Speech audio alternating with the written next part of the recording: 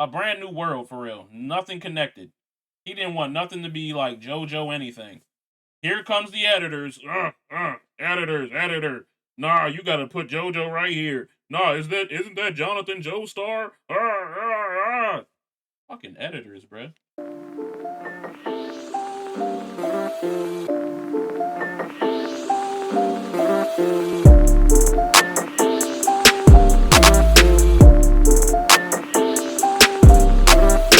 Hey, what's good, YouTube? How y'all doing today? We're gonna watch why Araki reset JoJo's Bizarre Adventure.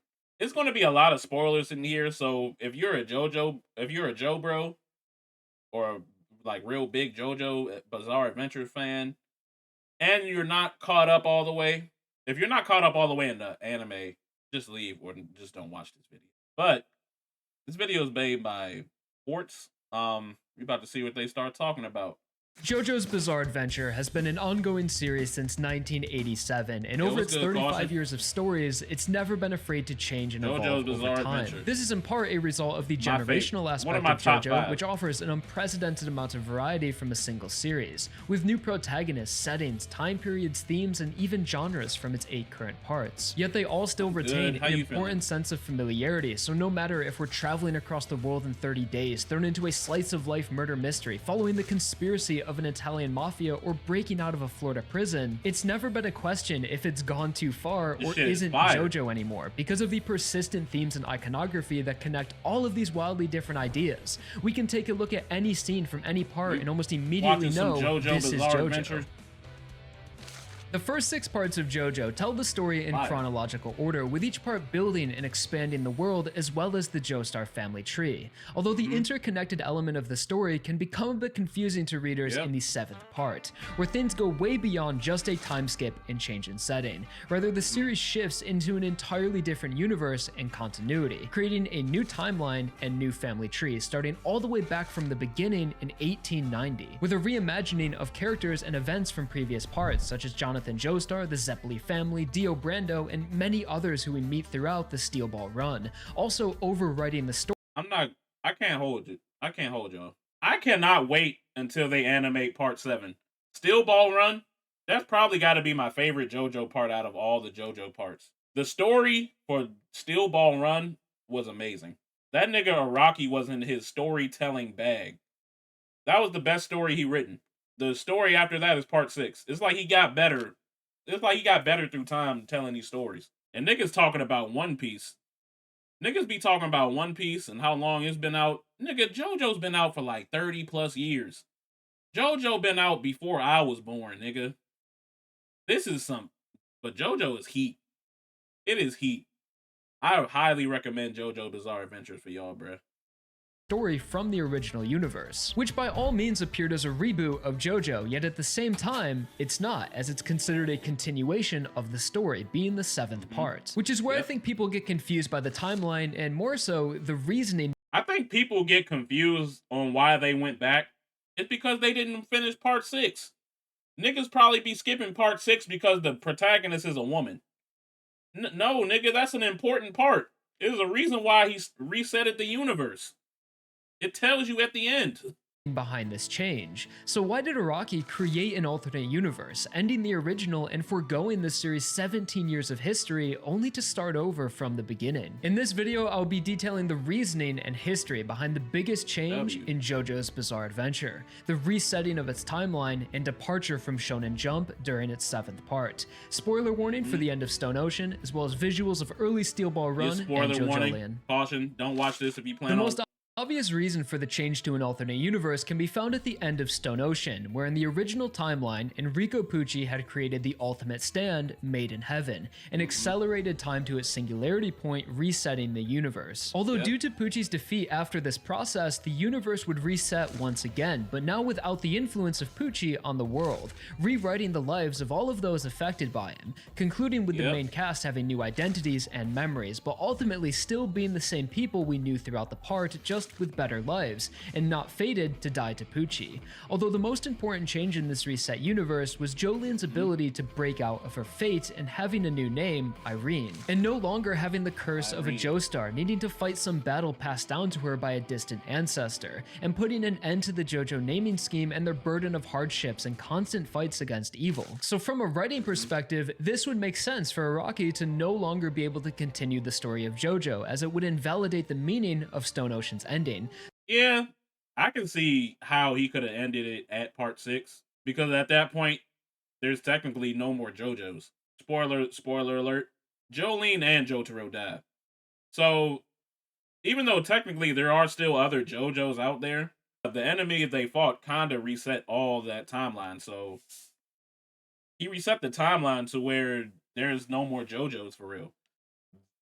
They may look like the same people from back then, but they're not the same people. Let me hurry up and finish this before... So it would make sense for such a drastic change and continue telling the story of JoJo, but now in a parallel world. Although interestingly, this was not the reason for Steel Ball Run and the alternate universe. It wasn't the end of Stone Ocean which gave rise to the idea, rather it was the idea and necessity of the alternate universe that resulted in the ending of Stone Ocean. Araki would write an extensive reflection of his feelings at the time during the ending of Stone Ocean, which was published in the Stone Ocean Bunkabon version released in 2008, while Araki was already well into Steel Ball Run. I will have the full author afterward translation provided in the description if you want to read it in its entirety, but to paraphrase, Araki had felt like he reached his creative limit and that scared him. The moment he started to feel satisfaction from his work, he felt like he had nothing left to create, believing JoJo's Bizarre Adventure had reached its summit and that Stone Ocean was the end. I felt like I had reached the peak of my creativity. As an author, I had drawn everything my capabilities allowed. Finding yourself in a situation where you think everything's going well and you don't need to do anything more is without a doubt a terrible situation as a person and as a mangaka. People act to achieve something, to obtain satisfaction above all else, but what do they do when they reach it?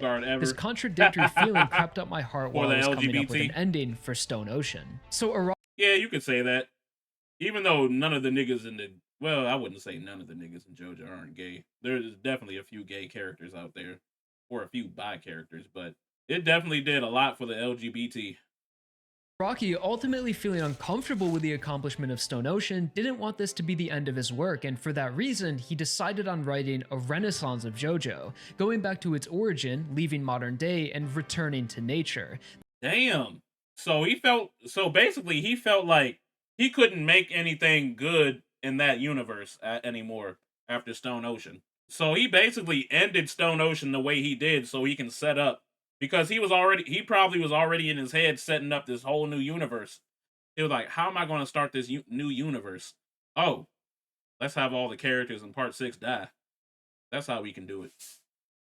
But he was probably about to lean on that route anyway, since he felt like that was about to be the end of his work, but he didn't want that to be the end of JoJo, which I understand. It makes sense. To me, anyway. This was the initial idea for Steel Ball Run. So while the alternate universe timeline can easily be described as a reboot, this was far from Araki's intention. The term reboot often has a negative connotation, as they can be means to erase what came before or attempt to fix the original work. This is why successful reboots are always created with a deep appreciation, understanding, and acknowledgement of the original works, retaining the themes and tone. For example, Devilman Crybaby, Doom 2016, and Mad Max Fury Road. Okay, I know those aren't all technically considered reboots, but they're all within the category of revivals, reimaginings, retellings, so just go with it. They're all examples of iconic and influential works from different mediums being reimagined for modern times that retain that same idea of renaissance. This is ultimately the reason why Steel Ball Run is the 7th part and not a separate series, as it's a continuation of the themes of JoJo and a celebration of the series, acknowledging what came before and embracing it, and having the expectation that readers will have the knowledge of the previous parts. And this creative solution of a parallel universe was the way for Araki to continue telling the story of JoJo, but in a new way that freed him from the limitations imposed by the original universe. These limitations including the time period of modern day, as well as the complexity of stand abilities over time. When Araki says he had reached the peak of his creativity, this is mostly referring to the stands he created, visualizing time, gravity, and the forces of the world we can't see. And you know what's crazy? He did all that, and his creativity flourished in the other parts. This nigga was creative as fuck on part 7 and part 8, bruh. the fucking last enemy of part 7. That nigga's power is to grab niggas from different parts of the universe. Like, grab himself or grab anyone else from different parts of the multiverse. And then bring him to his universe. And then the last enemy of part 8, if you actually walk towards, like, him or his stand, all types of, like, nature or, like, what nature events happen to you. Like, Final Destination type shit. I'm like, bruh, I thought Poochie's power was crazy. But them other powers was even crazier, bruh. Is where Araki found his satisfaction, and he felt he couldn't go any further with the abilities or continue to outdo himself. Which is definitely a sentiment I can sympathize with as a reader of JoJo, because where the hell are things supposed to go after Bohemian Rhapsody, Underworld, and Made in Heaven? It's clear that drastic changes need to be made, otherwise readers would have expected more out of Araki. Yeah, like, nigga, he couldn't do much with this universe. Made in Heaven's literally the strongest stand out there. There was nothing he could do past that. So I get why he rebooted the universe. Well, it's not a reboot. He restarted the universe. I get it. Time that got faster and faster for human senses to perceive, getting closer to the concept of infinity. Given we can't really comprehend much of it, how could there possibly be a stand power bigger than this? There's nothing more incredible. My creativity has reached the highest points, Araki thought to himself. The insane ending of Stone Ocean was created to reinforce this idea and embrace it, that the world of JoJo had reached its highest point, its singularity, both through Araki's creativity as well as within the story, creating Made in Heaven, to give readers the same satisfaction of reaching the summit that Araki had felt. As it was after Araki decided on the idea of Renaissance and returning to nature, that he then realized he would need to change Stone Ocean's ending to ensure there was no possible way the story could move forward in that world. Araki had said, I need to strengthen further Father Pucci's stand power. This way time, the characters, the bloodlines, the whole universe will have a turnaround and go back to their origins. For JoJo's Bizarre Adventure, I had to leave modern days and return to nature. I had to change Stone Ocean's ending right before the last chapters for this reason. Oh, so he changed those chapters right before. So the whole ending, his original ending was probably the JoJo's winning and everything. But he did this for a reason. I mean, technically, they kind of did win in the end, but that nigga Poochie murdered everybody. That nigga murdered everybody at the end. Even though technically he did die in the end. By, what's that nigga name? Emporio? That shit was crazy. I brought out all of the nostalgic feelings I had in my soul, and this is why it came out like that. So while some people may chastise readers and call them illiterate, although sometimes that may be the case, there are certain things about JoJo that can be confusing for readers to fully comprehend as just a casual reader. This is in reference to the common misunderstanding that it was the ending of Stone Ocean and the universal reset which created the Steel Ball Run universe. But in the context of the story, the two worlds have no connection to each other whatsoever, and no events in either universe have ever had any influence on the other. They are completely separate. But it's certainly not unreasonable to see why so many people may have thought this, because of Stone Ocean's ending depicting a universal reset in two different timelines where characters and events had changed, and this was immediately followed by a new universe and timeline in part 7. So while Made in Heaven and the universe reset was all created and necessary for Araki to write Steel Ball Run, in the context of the story, they're not connected. The reset is more of a metaphor for how Araki was feeling at the time and to lead into the new universe, as Steel Ball Run can best be okay, that makes sense. I fuck with that. So they're not connected at all, which makes sense. described as a reset, telling the story over from the beginning that also resets readers' expectations, deliberately simplifying most of the stands and there being overall less of them, setting a new baseline for the universe's power levels, which also allows Araki to revisit previous ideas and write powers differently that can be seen as parallel versions or twists on previous stands, working within the theme of Renaissance. So the reason why JoJo moved to an alternate universe and reset its timeline is because it was a product of creative problem solving, and the solution Araki found to be able to continue writing the story of JoJo while keeping the feeling of complete satisfaction never too close. And while discussing the shift from Stone Ocean to Steel Ball Run, I would also like to address some of the interesting history behind this transition during the time, like the marketing of Steel Ball Run dropping the title of JoJo's Bizarre Adventure as well as its shift to monthly Ultra Jump. Oh yeah, I do remember reading this. It was supposed to be called Steel Ball Run, but the main character wasn't supposed to be a JoJo. I could never get into JoJo for real. It's great. Part 7, the main character wasn't supposed to be a JoJo. He was supposed to be the main character, even though he was like, they were both the main characters. Yeah, there's a lot of fighting in that. Nigga, the fights are brutal. Niggas be getting packed and everything. He was supposed to be the main character. And I guess Jonathan was supposed to be like the deuteragonist or however the fuck you say that shit. But yeah, Jiro Zeppeli, he was supposed to be the main character, where the series remains till this day. For those unaware, when Steel Ball Run first hit Shonen Jump, it was not titled the 7th part, or even JoJo, just Steel Ball Run. And in the author notes of the first chapter, Araki had written, JoJo's Bizarre Adventure is entering a parallel world, and by that, I mean it's no longer JoJo, it's Steel Ball Run. Which is admittingly a contradicting statement, referring to the manga as JoJo, but then saying it's no longer JoJo, and I could imagine readers at the time would be pretty confused about where the story's going and how we got here. It wasn't until the first volume release of Steel Ball Run a few months later that Araki would clarify what Steel Ball Run was actually meant to be, writing within the author note, saying, in substance, I drew Steel Ball Run as the 7th part of the JoJo's Bizarre Adventure saga. However, for the readers who might begin with this volume, I prefer to not insist too much on that affiliation. On the other hand, completely burying one's past work in order to create a brand new one is, in my opinion, a bad habit of any manga author. It's important to find a theme which carries on from the past. So Araki was creating Steel Ball Run with the image of a new series in mind, one that can be read by someone who's never even heard of JoJo before. Although the dropping of the series title, JoJo's Bizarre Adventure, was actually at request of Araki's editorial department and Shueisha, saying to remove the title of JoJo and draw it as a new work that seems to be connected to the past. It's always Shueisha, bruh. It's always the editors in Shueisha fucking shit up. He wanted this to be brand new and everything. Just like a brand new world, for real. Nothing connected. He didn't want nothing to be like JoJo anything. Here comes the editors. Editor. Nah, you gotta put JoJo right here. Nah, isn't that Jonathan Joestar? Fucking editors, bruh. I'm not gonna say editors are garbage, but everyone needs the editor. Of course, everyone needs an editor. Some editors help people. Some editors is just like, it prevents them from having like creative freedom, for real. But some editors prevent like the mangaka or anyone else from having like true creative freedom. You're down with the editors? L editors.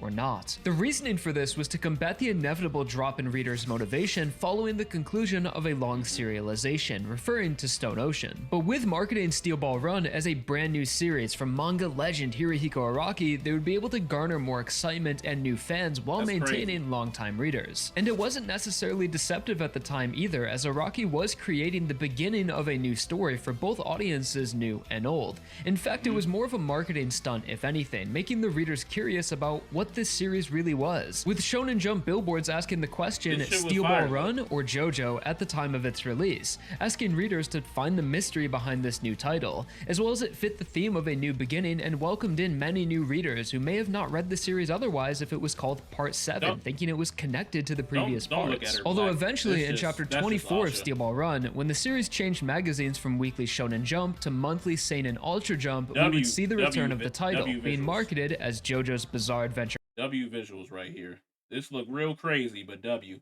We got 5 more minutes of the video. Part 7, and you know that shit probably don't So to first address the change in magazine, this was something Araki and his editors had been considering before Steel Ball Run began. The biggest contributing factors behind this change were Araki eventually becoming exhausted by the weekly release schedule, as well as the aging of the readers, as the series had been serialized for over 16 years at this point, and most fans were well into their 20s and 30s. So in a way, it felt like this series should graduate to a more mature magazine and grow along with the readers. Although for Araki, this didn't mean making his manga more graphic or explicit. In fact, after the change, Araki's editor Ito would remind Araki-sensei that he's no longer writing in a boys' magazine, and that he can draw cruel depictions and sexual expressions. However, Araki decided to continue drawing JoJo on the royal road, a concept he speaks about at length in his book, Manga in Theory and Practice, essentially being a path one must follow to create manga, specifically a path of virtue and lawfulness that is reflected in all aspects of the work. Although there are a handful. Hey, his editor was like, hey, you don't have to write this kid shit anymore. You're not in the kid magazine anymore. You're in the adult magazine. You can make some more sexual themes. You can make your shit even more graphic. Even though JoJo as a whole was already graphic from the get-go. Niggas were getting ripped apart and getting their heads blown off. Like, what's more graphic than that? W sexual expression right about that dick is crazy. Full of examples of Araki drawing not safe for shonen material and writing characters with moral ambiguity, the manga mostly continues on the royal road. The biggest change that came from Steel Ball Run moving to monthly was Araki's ability to draw scenery. This was specifically the reason why he needed to make the change in the middle of the story, as he found it was becoming too difficult to draw the manga correctly, as there just wasn't enough pages in a weekly magazine, as the story featured vast landscapes of the American Southwest and with a oh yeah, there was a lot of pages that were like two-sided pages. So I get why he went back to not back, but he went from weekly to monthly. I get it. I definitely get it. There's no such thing as slow reacting. The characters riding horses, which just require more space. To quote Araki on the matter, he says the publication of this work switched from weekly Shonen Jump to monthly Ultra Jump, not just because after many years the weekly deadlines began to feel stressing, but also because I felt that in Steel Ball Run the area, referring to the number of pages per chapter, which I could draw had grew a lot. I sensed that I could improve the proportions between backgrounds and characters, and also felt that I found an ideal rhythm to develop this manga, which by its nature is more suited to be monthly. And when reading Steel Ball Run, especially with the monthly transition period in mind, it's a night and day difference after chapter 24. He tells It is a night and day difference. After 24, this shit feels a lot more adult. Like the areas around it feels a lot bigger. It feels a lot bigger and better.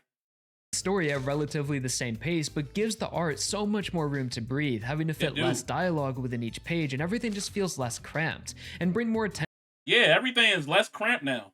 All right, that's cool. We almost done. Attention and detail to the scenery and character expressions, often nothing. dedicating entire pages to a single character facial expression or just scenery.